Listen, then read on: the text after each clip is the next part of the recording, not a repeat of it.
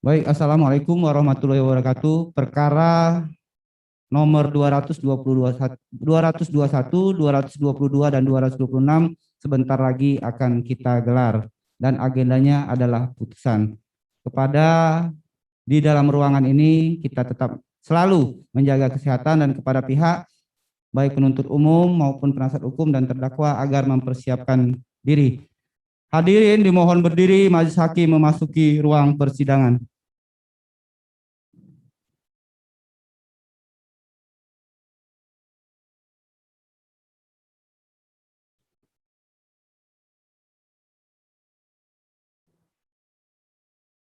Hadirin dipersilakan duduk kembali. Terima kasih. Assalamualaikum warahmatullahi wabarakatuh. Selamat siang.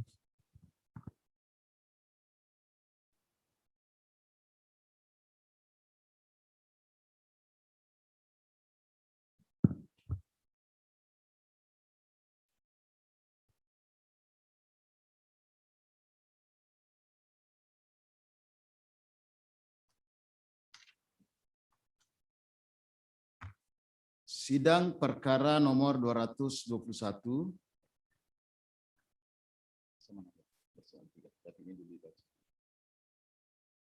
Nomor 222 dan nomor 226 dibuka dan dinyatakan terbuka untuk umum.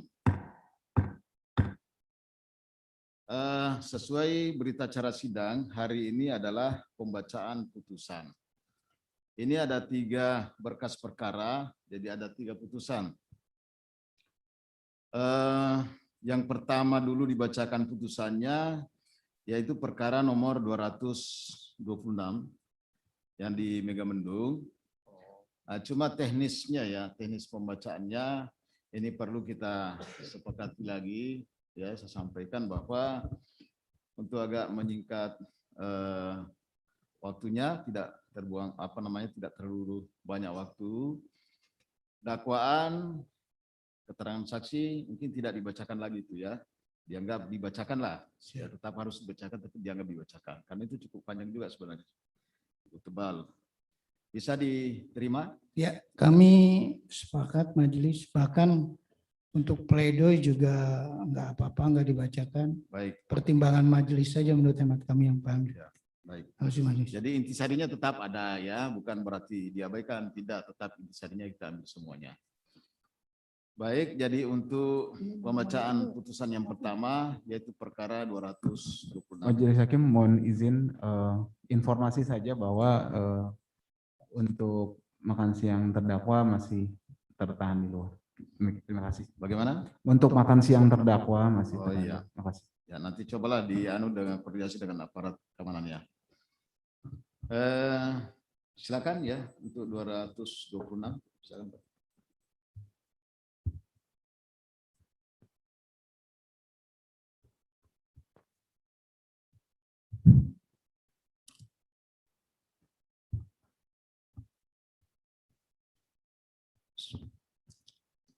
Baik, saya bacakan.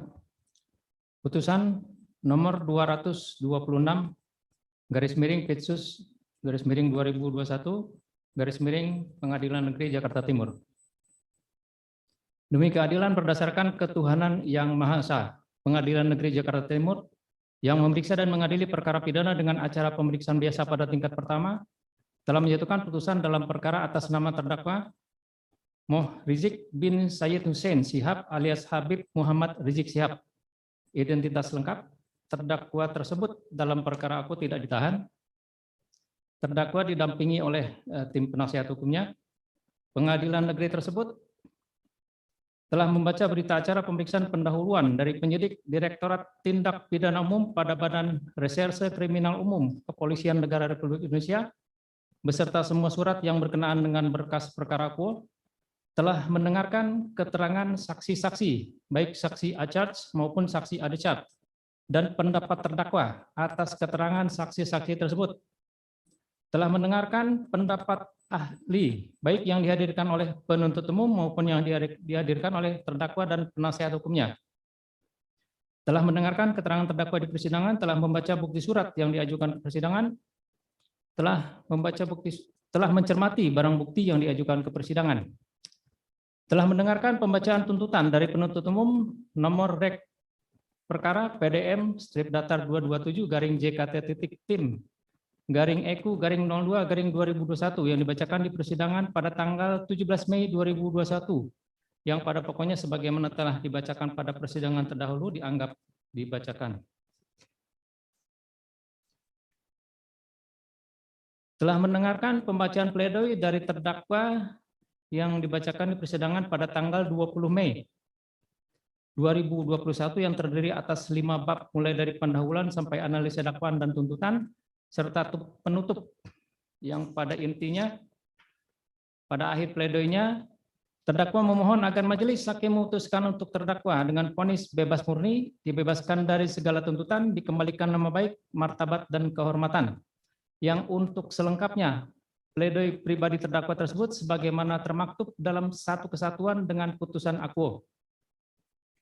Telah mendengar pembacaan pledoi atau nota pembelaan penasihat hukum terdakwa yang dibacakan pada tanggal 20 Mei 2021 yang terdiri atas 8 bab mulai dari pendahuluan sampai dengan penutup dan permohonan. Yang pada intinya memohon agar majelis hakim memutuskan satu menyatakan terdakwa Habib Muhammad Rizik bin Hussein Syihab alias Habib Rizik Syihab tidak terbukti secara sah dan meyakinkan menurut hukum melakukan tindak pidana yang didakwakan kepadanya dalam seluruh dakwaan. 2. Membebaskan terdakwa Habib Muhammad Rizik bin Hussein Syihab alias Habib Rizik Syihab dari dakwaan alternatif pertama atau pre-isprah. 3. Menyatakan terdakwa Habib Muhammad Rizik bin Hussein Syihab alias Habib Rizik Syihab bebas demi hukum. 4. Mengembalikan kemampuan, nama baik, harkat, dan martabat terdakwa Habib Muhammad Rizik bin Hussein Syihab alias Habib Rizik Syihab ke dalam kedudukan semula. 5. Membebankan biaya perkara kepada negara. Atau bila mana majelis hakim berpendapat lain, mohon putusan yang seadil-adilnya menurut hukum. Ex aequo et bono. Yang untuk selengkapnya, pledoi penasihat hukum terdakwa tersebut tetap terlampir dalam berkas perkara akuo yang merupakan satu kesatuan yang tidak terpisahkan dengan putusan akuo. Telah mendengar pembacaan replik penuntut umum tertanggal 20 Mei 2021 dan duplik lisan terdakwa maupun penasihat hukumnya di mana masing-masing pihak bertetap dengan pendiriannya masing-masing dalam surat tuntutan dan nota pembelaannya. Menimbang bahwa terdakwa dihadapkan ke persidangan dengan dakwaan pertama melanggar pasal 93 Undang-Undang Nomor 6 Tahun 2018 tentang kekarantinaan kesehatan, atau kedua melanggar pasal 14 ayat 1 Undang-Undang Nomor 4 Tahun 1984 tentang wabah penyakit menular, atau ketiga melanggar pasal 216 ayat 1 KUHP. Menimbang bahwa atas pembacaan surat dakwaan penuntut umum, terdakwa menyatakan mengerti maksudnya dan terdakwa beserta penasihat hukumnya telah mengajukan eksepsi atau keberatan terhadap dakwaan tersebut yang pada tanggal 6 April 2021 majelis telah menjatuhkan putusan yang pada pokoknya berbunyi: 1. Menyatakan nota keberatan atau eksepsi terdakwa dan penasihat hukum terdakwa tidak dapat diterima. 2. Menyatakan Pengadilan Negeri Jakarta Timur berwenang memeriksa dan mengadili perkara akuo. 3. Memerintahkan penuntut umum untuk melanjutkan pemeriksaan dalam perkara nomor 226 Pitsus 2021 PN Jakarta Timur atas nama terdakwa Muhammad Rizik bin Said Hussein Syihab alias Habib Muhammad Rizik Syihab. 4. Menangguhkan biaya perkara hingga putusan akhir. Menimbang bahwa untuk membuktikan dalil-dalil pokok dakwaannya, penuntut umum telah menghadirkan 12 orang saksi di persidangan yang memberikan keterangan di bawah sumpah pada pokoknya sebagai berikut. 1. Oka Setiawan, keterangan saksi dianggap dibacakan. 2. Agus Ridalilah. 3. Teguh Sugiyarto. 4. Iwan Relawan. 5. Endi Rusmawan. 6. Dr. Ramli Ramdan. 7. Dadang Sudiana. 8. Sundoyo. 9. Dr. Andes H.A. Sihabuddin. 10. Adang Mulyana, 11. Kusnadi, 12. Sumarno. Selain saksi, penuntut umum telah juga menghadirkan 4 orang ahli yang memberikan pendapatnya di bawah sumpah atas nama Dr. Panji Fortuna, Dr.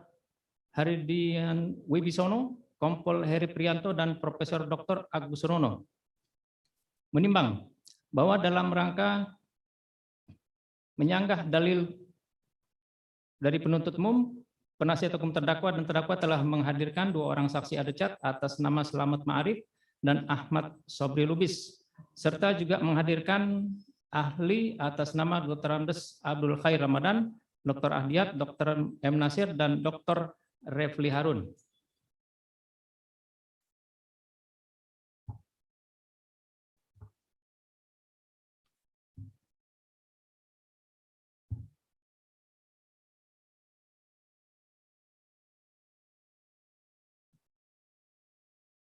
Kami langsung kepada pertimbangan hukum dari perkara ini.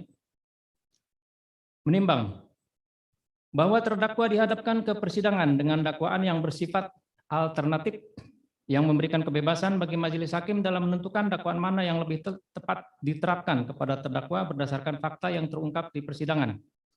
Menimbang bahwa dakwaan alternatif pada dasarnya bersifat fait accompli bagi penuntut umum maupun majelis hakim dalam menghadapi perkara yang diajukan kepadanya, yang mau tidak mau harus memilih di antara beberapa dakwaan mana yang harus dinyatakan terbukti, yang pada galibnya justru membuat penuntut umum, majelis hakim, dan majelis hakim tidak bebas. Menimbang bahwa oleh karena itu dan demi azas fair trial, majelis hakim akan mempertimbangkan susunan dakwaan penuntut umum sebagaimana layaknya surat dakwaan yang disusun secara subsidiaritas, sehingga majelis hakim akan mempertimbangkan dakwaan mulai dari dakwaan pertama yang apabila terbukti maka dakwaan berikutnya tidak perlu dipertimbangkan lagi. Demikian juga apabila dakwaan pertama tidak terbukti maka dakwaan kedua akan dipertimbangkan, dan begitu selanjutnya sampai dengan dakwaan ketiga. Menimbang bahwa dengan demikian majelis hakim akan mempertimbangkan dakwaan pertama terlebih dahulu, yaitu melanggar pasal 93 Undang-Undang Nomor 6 Tahun 2018 tentang kekarantinaan kesehatan. Tentang dakwaan ke-1 melanggar pasal 93 Undang-Undang Nomor 6 Tahun 2018 tentang kekarantinaan kesehatan, lebih menekankan pada adanya suatu keadaan ketidakpatuhan orang terhadap suatu penyelenggaraan kekarantinaan kesehatan sebagaimana dimaksud pasal 1 angka 1, yaitu upaya mencegah dan menangkal keluar atau masuknya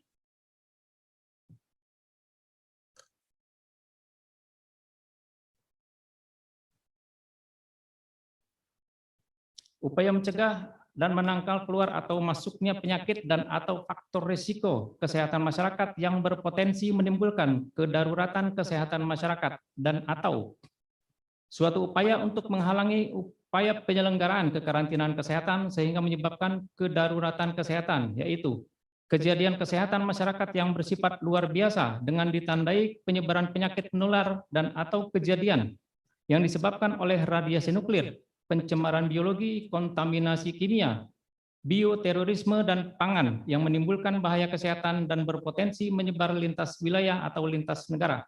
Pasal 1 angka 2. Menimbang bahwa dakwaan pertama melanggar pasal 93 Undang-Undang Nomor 6 Tahun 2018. Unsur-unsurnya diuraikan sebagai berikut. 1. Setiap orang. 2. Tidak mematuhi penyelenggaraan kekarantinaan kesehatan sebagaimana dimaksud dalam pasal 9 ayat 1 dan atau menghalang-halangi penyelenggaraan kekarantinaan kesehatan sehingga 3. Menyebabkan kedaruratan kesehatan masyarakat. AD1. Setiap orang. Menimbang bahwa yang dimaksud unsur ini adalah setiap subjek hukum perorangan, pendukung hak dan kewajiban yang pada dirinya melekat pertanggungjawaban atas setiap akibat dari perbuatannya. Menimbang bahwa jaksa penuntut umum telah menghadapkan Moh Rizik bin Sayyid Hussein Syihab alias Habib Muhammad Rizik Syihab sebagai terdakwa dalam perkara Kuo, dan tidak ada orang lain lagi kecuali ia terdakwa sendiri, di mana uraian identitasnya dalam surat dakwaan penuntut umum dibenarkan oleh terdakwa dan terdakwa dikenali oleh para saksi. Menimbang bahwa terdakwa adalah orang yang cakap, dewasa, memiliki kemampuan melakukan perbuatan hukum, sehat fisik maupun psikisnya, sehingga terdakwa merupakan perseorangan yang sempurna secara fisik maupun psikis.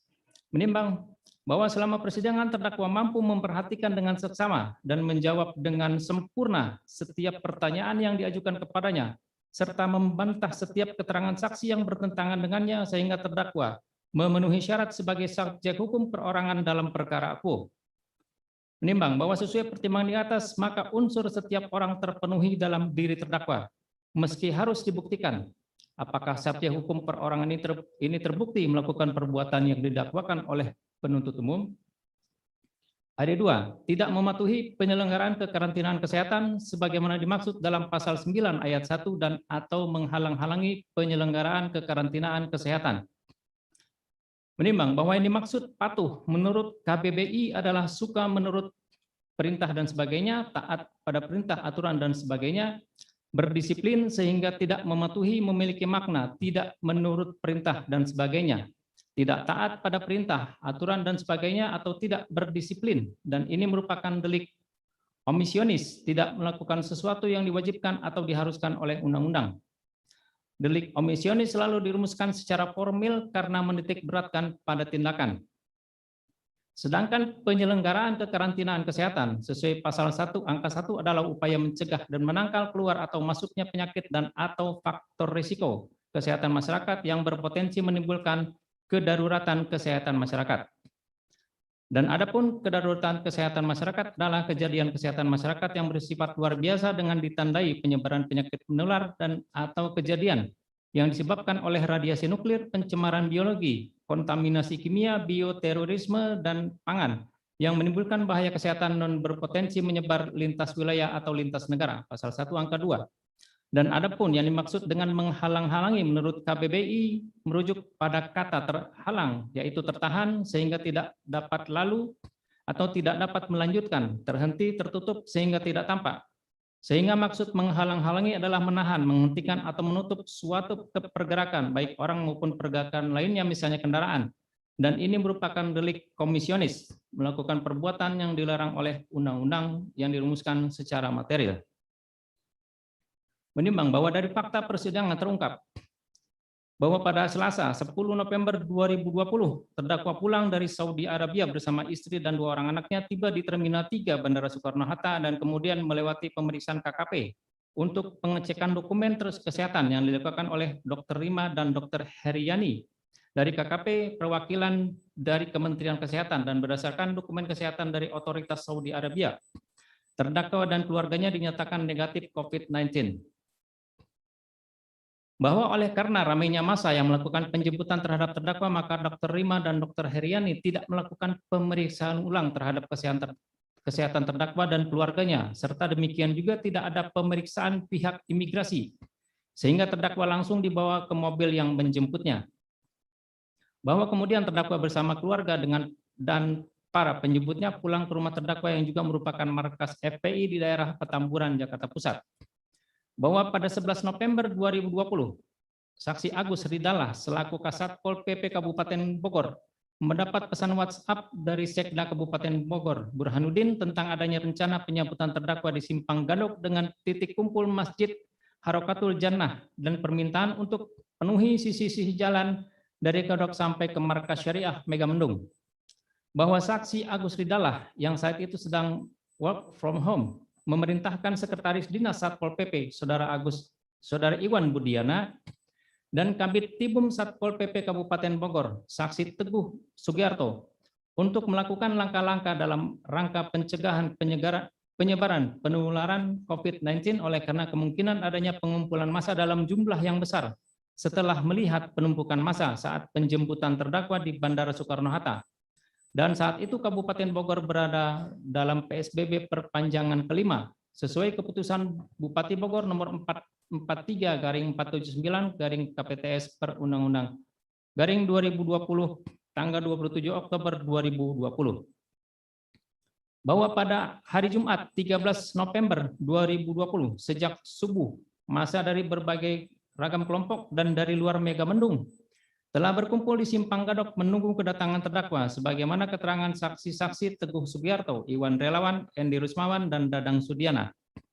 Bahwa terdakwa yang tiba di sekitar pukul 8.00 WIB di Simpang Gadok disambut secara antusias oleh massa yang diperkirakan sekitar 3.000 orang. Video keterangan saksi Teguh Sugiarto dan Endi Rusmawan yang menyebabkan kemacetan luar biasa pada bagian sisi jalur jalan arah ke puncak sehingga mobil terdakwa berjalan perlahan diiringi mobil yang ditumpangi oleh saksi Slamet Ma'arif dan saksi Kiai Haji Ahmad Sabri Lubis. Bahwa melihat antusiasme massa yang menyambut terdakwa keluar keluar melalui sunroof di atas mobil dan melambaikan tangannya membalas sapaan massa, tetapi terdakwa tidak mengucapkan kalimat apapun baik berpidato maupun mengingatkan tentang protokol kesehatan untuk 3M. Bahwa rombongan terdakwa berjalan tersendat oleh karena membludaknya masa penyambut dan banyak yang tidak memperdulikan prokes seperti memakai masker, menjaga jarak maupun mencuci tangan, baik masa penjemput maupun masyarakat sekitar yang ingin melihat iring-iringan terdakwa menuju ke Ponpes Markas Syariah. Bahwa membludaknya masa penjemput mengakibatkan arus lalu lintas dari arah Ciawi dan Gadok menuju Puncak atau Megamendung terhambat oleh kerumunan massa pada satu jalur. Bahwa terdakwa tiba di Ponpes hampir menjelang masuk waktu salat Jumat, di mana yang masuk pesantren hanya rombongan terdakwa yang berangkat dari Jakarta ditambah mobil yang ditumpangi saksi Ahmad Syabri Lubis dan saksi Slamet Ma'arif. Bahkan 3 orang jamaah yang ikut di mobil saksi Slamet Ma'arif tidak diperkenankan masuk ke dalam pesantren. Bahwa salat Jumat dilakukan dengan tetap menerapkan protokol kesehatan.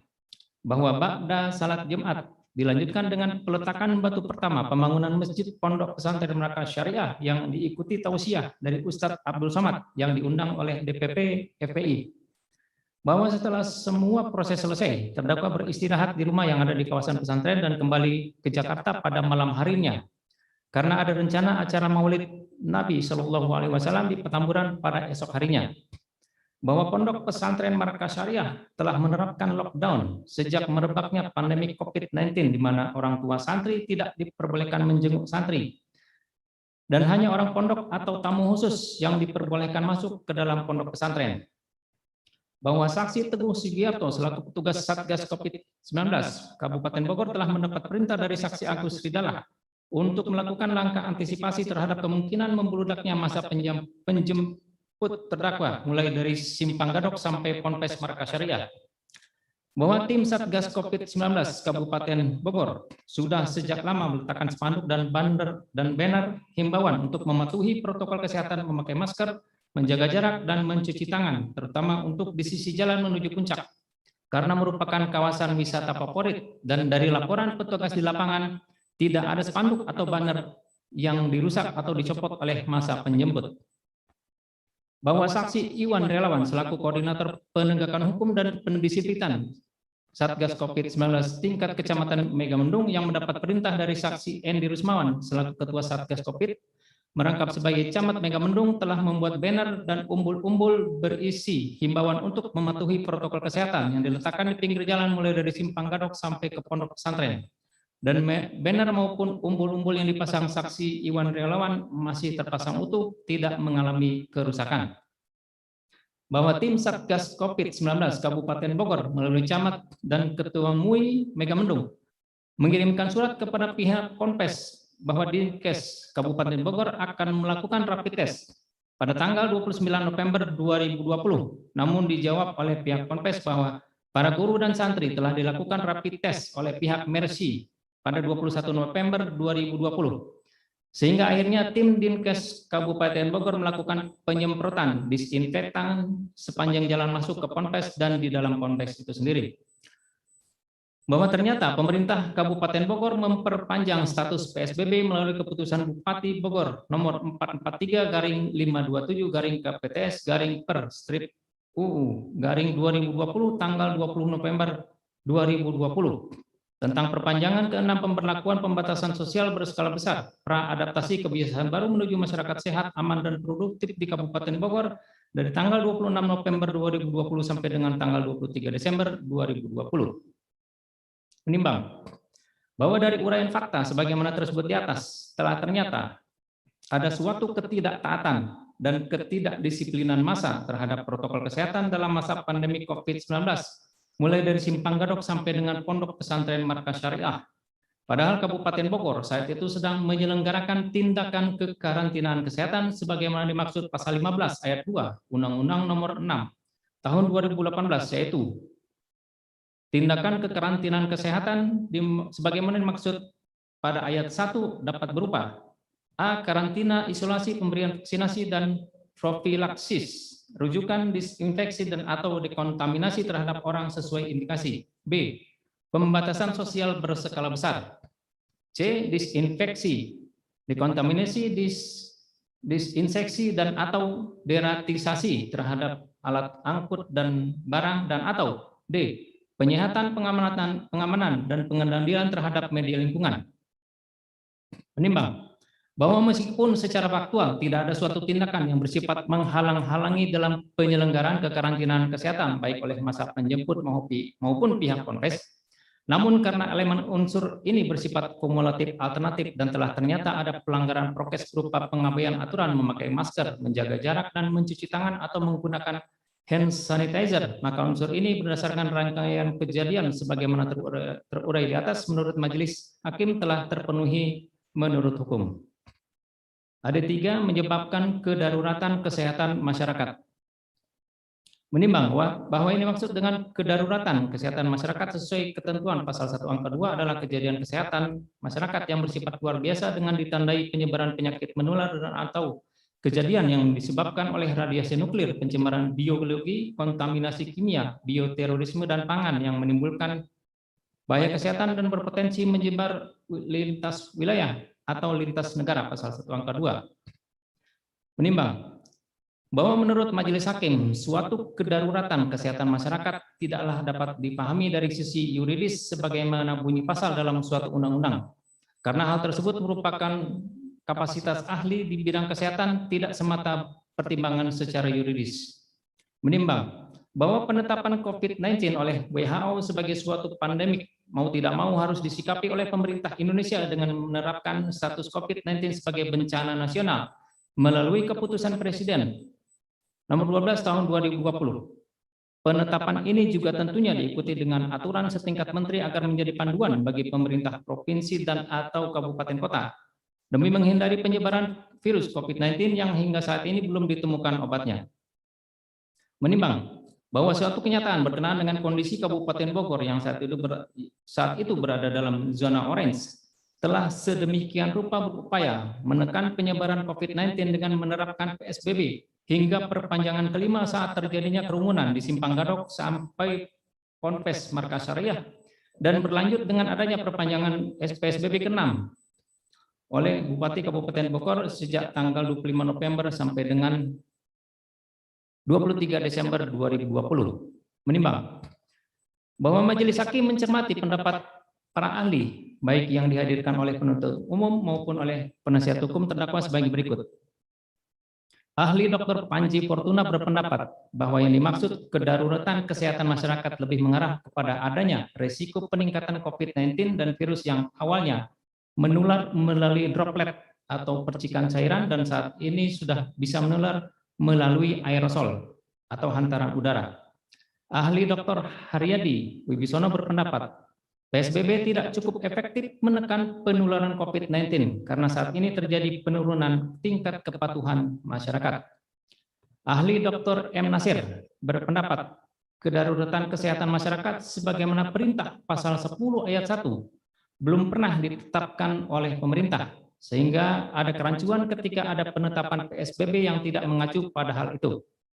Ahli Dr. Refli Harun berpendapat Undang-Undang Nomor 6 Tahun 2018 lebih menyoroti kejadian-kejadian yang bersifat lokal, karena apabila diterapkan secara nasional melalui lockdown secara benar, maka pemerintah bertanggung jawab terhadap hajat hidup masyarakat dan bahkan hewan peliharaan selama penetapan lockdown tersebut. Dan untuk penetapan kedaruratan kesehatan masyarakat harus ada tolok ukur yang jelas dan secara material nyata di masyarakat. Menimbang bahwa mencermati pendapat para ahli sebagaimana tersebut di atas, terutama berkenaan dengan adanya suatu keadaan di mana pemerintah pusat tidak menetapkan suatu keadaan kedaruratan kesehatan masyarakat dan sifat virus yang sudah berubah menjadi lebih berbahaya, sedangkan pada sisi lain tiap daerah telah memiliki Satgas COVID-19 masing-masing hingga tingkat kelurahan atau desa, dan Undang-Undang Nomor 6 Tahun 2018 yang bersifat lokal, maka setiap daerah, kota atau kabupaten dengan sisi kearifan lokalnya dalam menyikapi penyebaran virus COVID-19 yang cenderung tidak terkendali telah menetapkan PSBB bagi daerahnya masing-masing. Menimbang bahwa penetapan PSBB oleh masing-masing daerah menurut majelis hakim adalah suatu otonomi yang harus dihormati demi kesehatan masyarakat secara luas. Sehingga penetapan PSBB perpanjangan ke-6 oleh pemerintah Kabupaten Bogor melalui keputusan Bupati nomor 443/2027/PTS/per/UU/2020 merupakan suatu penetapan tentang adanya suatu kedaruratan kesehatan masyarakat di Kabupaten Bogor. Menimbang bahwa berdasarkan pertimbangan tersebut di atas, maka unsur ketiga ini pun terpenuhi menurut hukum. Menimbang bahwa dengan terpenuhnya seluruh unsur dalam peristiwa di Simpang Gadok sampai dengan pesantren Markas Syariah, maka Majelis Hakim berpendapat telah terjadi suatu tindak pidana dalam peristiwa tersebut. Menimbang bahwa selanjutnya Majelis Hakim akan mempertimbangkan apakah terdakwa dapat dipersalahkan melakukan tindak pidana sebagaimana dimaksud dalam pasal 93 Undang-Undang Nomor 18 Tahun 2018 pada peristiwa sebagaimana dimaksud di atas. Menimbang bahwa majelis mempertimbangkan keadaan-keadaan sebagai berikut. Bahwa saksi Oka Setiawan memberikan keterangan tentang membludaknya masa penjemput terdakwa di Bandara Soekarno-Hatta pada tanggal 10 November 2020. Mulai dari area penjemputan pintu Terminal 3 sampai dengan Bundaran Patung Soekarno-Hatta. Dan masa diperkirakan lebih kurang 100.000 orang. Menimbang bahwa saksi Agus Ridala menyatakan menerima forward WhatsApp dari Sekretaris Daerah Kabupaten Bogor yang isinya Gadok Puncak Cisarua Bogor sambut kedatangan Imam Besar Umat Al-Habib Muhammad Rizik bin Hussein Syihab Jumat tanggal 13 November 2020 atau 27 Mulut 1442 Hijriah jam 8 pagi titik kumpul di Masjid Harokatul Jannah. Penuhi sisi-sisi jalan dari Gadok sampai ke Markas Syariah Megamendung. Sebarkan bahwa isi WA tersebut menurut saksi Teguh Sugiarto juga tersebar di grup Satpol PP Kabupaten Bogor.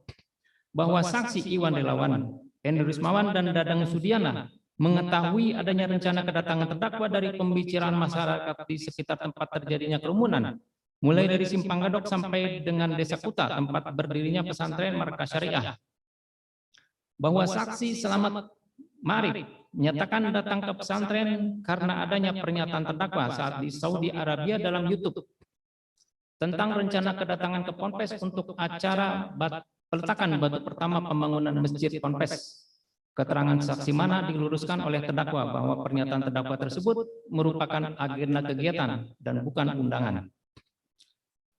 Bahwa terdakwa merasa terkejut ketika sampai di Simpang Gadok telah banyak massa yang menyambut kedatangannya, dan oleh karena mobil yang ditumpangi oleh terdakwa terhambat oleh massa, maka terdakwa keluar melalui sunroof kendaraan dan menyapa dan membalas lambaian tangan massa sembari meminta massa memberi jalan bagi mobil terdakwa yang akan menuju pesantren Markas Syariah.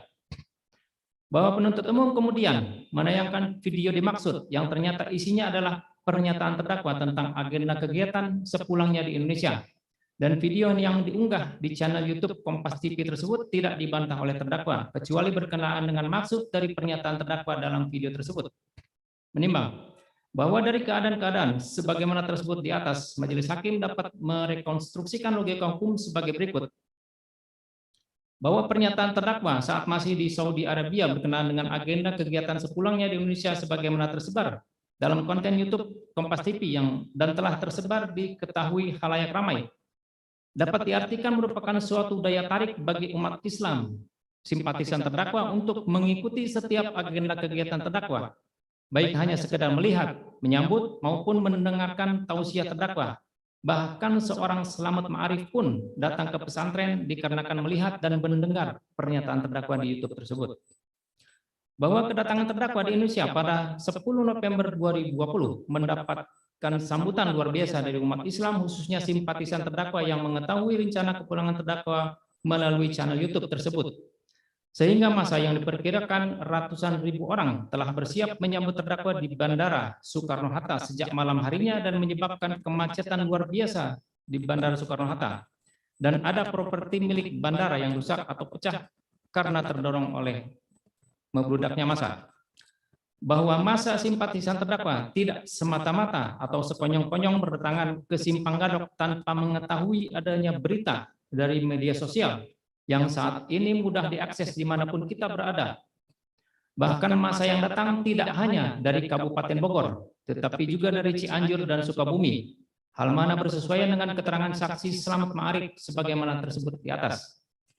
Menimbang bahwa dari konstruksi di atas, menurut majelis hakim, terdakwa seharusnya mengetahui kemungkinan terjadinya kerumunan atau penumpukan massa simpatisan terdakwa, apalagi melihat pada terjadinya kerumunan penyambutan terdakwa di Bandara Soekarno-Hatta. Maka sebagai tokoh agama yang memiliki jutaan simpatisan umat, tentunya mengerti keinginan umat untuk bertemu atau sekedar melihat tokoh yang dirindukan selama 3 tahun lebih berada di Saudi Arabia. Menimbang bahwa merujuk pada terjadinya ketidakpatuhan massa penyambut terhadap aturan prokes dalam terjadinya penumpukan massa mulai dari Simpang Gadok sampai pintu Pondok Pesantren Agrokultural Markas Syariah Megamendung yang masuk dalam kategori delik omisionis, tidak melakukan sesuatu yang diwajibkan atau diharuskan oleh undang-undang. Sedangkan tidak ternyata ada himbauan dari terdakwa maupun Laskar FPI untuk mematuhi protokol kesehatan, kecuali hanya meminta massa memberi jalan bagi rombongan karena akan memasuki waktu untuk sholat Jumat. Vide pledoi terdakwa poin 18 halaman 37. Maka menurut majelis hakim, terdakwa dapat dipertanggungjawabkan terhadap terjadinya membeledaknya atau penumpukan massa tersebut. Menimbang bahwa sesuai pertimbangan di atas, maka beralasan bila mana majelis hakim berpendapat dan menyatakan bahwa terdakwa telah terbukti secara sah dan meyakinkan bersalah melakukan tindak pidana tidak mematuhi penyelenggaraan kekarantinaan kesehatan. Menimbang bahwa dengan terbuktinya dakwaan pertama penuntut umum, maka dakwaan selebihnya dikesampingkan. Menimbang bahwa dengan demikian majelis hakim tidak sependapat dengan pledoi terdakwa pada halaman 41 tentang penafsiran kedaruratan kesehatan masyarakat yang mengharuskan adanya penyelidikan epidemiologis dan penetapan berdasarkan peraturan pemerintah berkenaan dengan itu, oleh karena pertama, bahwa mensitir pendapat ahli Dr. Panji Fortuna tentang risiko peningkatan COVID-19 yang saat ini sulit dikendalikan dan bahkan sampai pada tahap anjuran untuk herd immunity. Pendapat ahli Dr. Haryadi Wibisono tentang penetapan COVID-19 sebagai global pandemic oleh WHO sejak Maret 2020. Pendapat ahli pendapat ahli Dr. Refli Harun yang berpendapat bahwa Undang-Undang Nomor 8 tahun 2018 lebih pada situasi lokal. Sehingga dengan mensitir pendapat para ahli tersebut di atas, maka COVID-19 yang telah ditetapkan sebagai global pandemic tidak hanya menjadi urusan negara atau pemerintah pusat, tetapi juga merupakan tanggung jawab semua lapisan masyarakat, mulai dari pusat hingga daerah. Bahkan sampai pada munculnya adagium Salus Populi Suprema Lex Esto, keselamatan rakyat merupakan hukum tertinggi. Adagium mana mengejawantah pada banyak pemerintah daerah yang mengambil kebijakan berbeda dengan kebijakan pemerintah pusat. Misalnya penerapan lockdown oleh pemerintah Kota Tegal pada masa-masa awal berjangkitnya COVID-19. Sehingga menurut majelis, pendapat terdakwa hanya bersifat teoritis meski tercantum dalam bunyi pasal 10 undang-undang termaksud. Menimbang bahwa demikian juga pledoi penasihat hukum terdakwa pada bagian alinea 2 halaman 119 berkenaan dengan keharusan penetapan kedaruratan kesehatan masyarakat oleh pemerintah.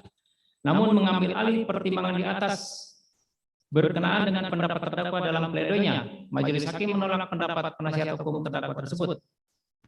Menimbang bahwa selama persidangan majelis tidak menemukan adanya alasan pemaaf maupun pembenar yang dapat menghapuskan pertanggungjawaban pidana pada diri terdakwa, maka terdakwa harus mempertanggungjawabkan kesalahannya.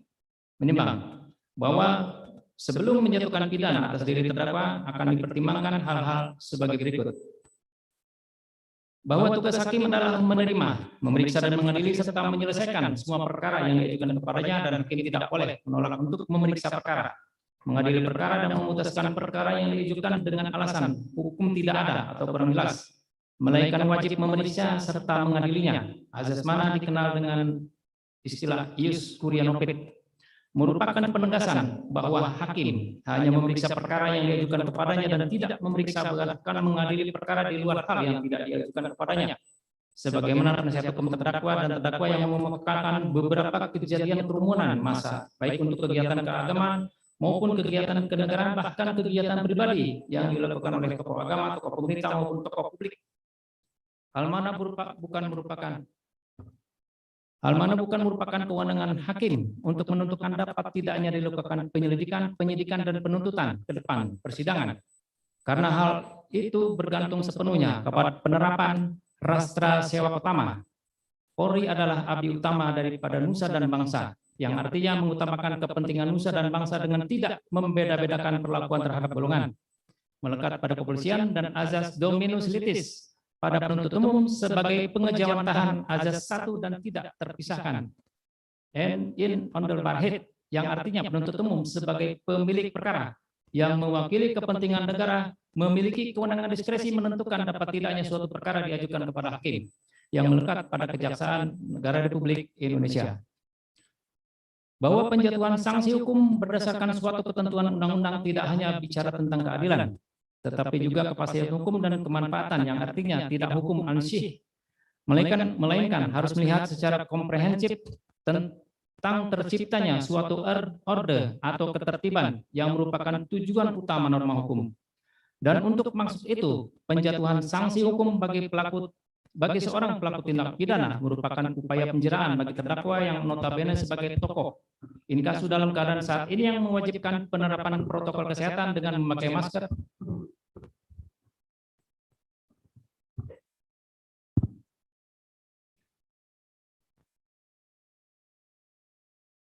saya ulangi, bahwa penjatuhan sanksi hukum berdasarkan suatu ketentuan undang-undang tidak hanya bicara tentang keadilan, tetapi juga kepastian hukum dan kemanfaatan, yang artinya tidak hukum ansih, melainkan harus melihat secara komprehensif tentang terciptanya suatu orde atau ketertiban yang merupakan tujuan utama norma hukum. Dan untuk maksud itu, penjatuhan sanksi hukum bagi seorang pelaku tindak pidana merupakan upaya penjeraan bagi terdakwa yang notabene sebagai seorang tokoh inkasu dalam keadaan saat ini yang mewajibkan penerapan protokol kesehatan dengan memakai masker, menjaga jarak, dan mencuci tangan atau memakai hand sanitizer yang ternyata telah tidak dipatuhi. Bahwa penjeraan yang akan diterapkan terhadap terdakwa merupakan salah satu bentuk kepedulian terhadap para tenaga kesehatan yang hingga saat ini masih berupaya tiada henti siang malam merawat mereka yang terjangkit COVID-19, yang bahkan telah banyak yang menjangkiti para tenaga kesehatan itu sendiri sehingga banyak tenaga kesehatan yang telah meninggal dunia. Dan juga merupakan suatu dukungan bagi Satgas COVID-19 baik di tingkat nasional hingga tingkat desa atau kelurahan, yang juga tiada hentinya siang malam bahkan hingga saat ini menjaga masyarakat dan lingkungan, mencegah timbulnya pelanggaran protokol kesehatan demi kesehatan masyarakat secara keseluruhan. Menimbang bahwa dalam upaya penjeraan itu dan ketika orde atau ketertiban telah kembali terjaga, maka penjatuhan sanksi pidana badan sebagai ultimum remedium tidaklah diperlukan lagi. Hal ini menilik pada pelanggaran prokes yang juga telah terjadi di mana-mana, dan Satgas COVID-19 dengan kewenangannya telah banyak menjatuhkan sanksi administratif dan sanksi sosial yang lebih bersifat humanis. Oleh karena tiada seorang pun berniat untuk tidak mematuhi aturan pemerintah berkenaan dengan kesehatan masyarakat. Menimbang bahwa dalam perkara aku dari pertanyaan terdakwa maupun penasihat hukumnya ada keterangan saksi yang menyatakan banyaknya terjadi kerumunan massa yang mengabaikan aturan protokol kesehatan namun tidak memiliki implikasi hukum. Menimbang bahwa mencermati fenomena tersebut, majelis berpendapat sebagai berikut. 1. Bahwa telah terjadi ketimpangan perlakuan atau diskriminasi yang seharusnya tidak terjadi dalam negara kesatuan Republik Indonesia yang mengagungkan dirinya sebagai negara hukum bukan negara kekuasaan. 2. Bahwa telah terjadi pengabaian aturan protokol kesehatan oleh masyarakat itu sendiri karena kejenuhan terhadap kondisi pandemi ini dan juga ada pembedaan perlakuan di antara masyarakat satu sama lain. Menimbang bahwa berdasarkan pertimbangan sebagaimana tersebut di atas, maka majelis berketetapan menjatuhkan sanksi pidana berupa pidana denda yang digantungkan pada hukuman kurungan dalam waktu tertentu apabila denda tersebut tidak dibayar. Oleh karena majelis hakim menilai perbuatan yang dilakukan oleh terdakwa adalah merupakan delik culpa atau kesalahan yang tidak disengaja. Menimbang bahwa sebelum menjatuhkan pidana terhadap diri terdakwa perlu dipertimbangkan keadaan-keadaan sebagai berikut. Keadaan-keadaan yang memberatkan perbuatan terdakwa sama sekali tidak mendukung program pemerintah dalam upaya mencegah penularan COVID-19. Keadaan-keadaan yang meringankan. Terdakwa menepati janjinya mencegah massa simpatisan tidak datang pada saat pemeriksaan perkara sehingga memudahkan tugas aparat keamanan dalam menjaga ketertiban dan lancarnya jalan persidangan ini. Terdakwa adalah tokoh agama yang dikagumi umat sehingga diharapkan dapat memberikan edukasi bagi umat di kemudian hari untuk patuh pada aturan pemerintah demi kemaslahatan masyarakat. Menimbang bahwa mengenai barang bukti yang telah disita secara sah, maka menetapkan barang bukti dikembalikan dari siapa barang bukti itu disita, sedangkan berkenaan dengan surat yang merupakan fotokopi yang dilagirisir dan beberapa barang bukti sebagai pembuktian kesalahan terdakwa tetap terlampir dalam berkas perkara. Menimbang bahwa oleh karena terdakwa dinyatakan bersalah, maka kepadanya dibebankan untuk membayar biaya perkara. Mengingat akan ketentuan pasal 93 Undang-Undang Nomor 6 Tahun 2018 tentang kekarantinaan kesehatan, Undang-Undang Nomor 8 Tahun 1981 tentang UHAP, serta peraturan perundangan lain yang berkenaan dengan perkara APO.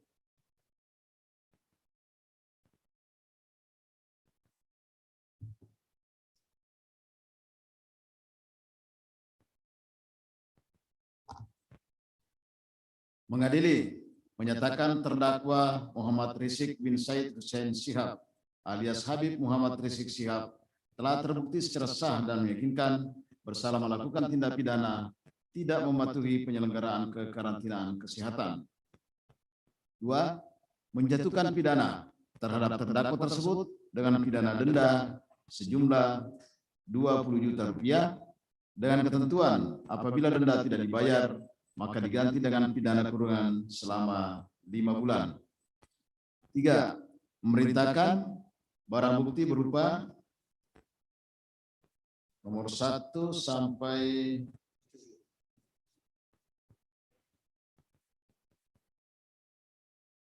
nomor 4.1 dikembalikan kepada saksi Iwan Relawan Esos.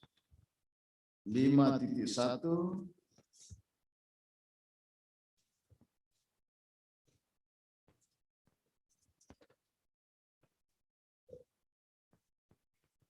sampai 69.1 tetap terlampir dalam berkas perkara. 4. Membebankan biaya perkara terhadap terdakwa sejumlah Rp5.000. Demikian diputuskan dalam rapat permusyawaratan Majelis Hakim Pengadilan Negeri Jakarta Timur pada hari Jumat tanggal 21 Mei 2021 oleh kami Suparmanyo Pak SKMH sebagai Ketua Majelis, Muhammad Johan Arifin SH dan Agam Sarif Baharudin SKMH masing-masing sebagai hakim anggota. Putusan mana diucapkan dalam persidangan dinyatakan terbuka untuk umum pada hari Kamis tanggal 27 Mei 2021 oleh Majelis Hakim tersebut dibantu Irsaf Lubis SK Panitera Pengganti, dihadiri Sanan Tanjung BSC SK dan kawan-kawan, Jaksa Penuntut Umum pada Kejaksaan Negeri Jakarta Timur di hadapan terdakwa didampingi tim penasehat hukumnya. Jadi untuk perkara nomor 226 itu ya, itulah pendapat Majelis Hakim yang dibacakan tadi. Dalam putusan ini, saudara terdakwa dan penuntut umum mempunyai hak yang sama, apakah menerima putusan ini atau menyatakan pikir-pikir dalam waktu 1 minggu, atau tidak menerima dengan menyatakan banding dalam waktu 7 hari terhitung mulai besok. Terhadap terdakwa dulu bagaimana sikapnya terhadap putusan ini? Pikir-pikir ya. Penuntut umum? Pikir-pikir. Waktunya 1 minggu terhitung mulai besok.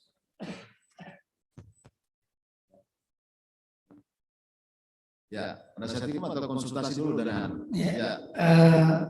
Majelis karena tadi ada pendapat dari terdakwa sendiri yang berpikir-pikir, kami juga akan memanfaatkan waktu dalam 7 hari ini untuk menyampaikan. Demikian Majelis. Baik ya, jadi itu tadi perkara yang lokusnya di Megamendung. Kemudian perkara nomor 21 dan 22 lokusnya di Petamburan. Ini ada 2 berkas.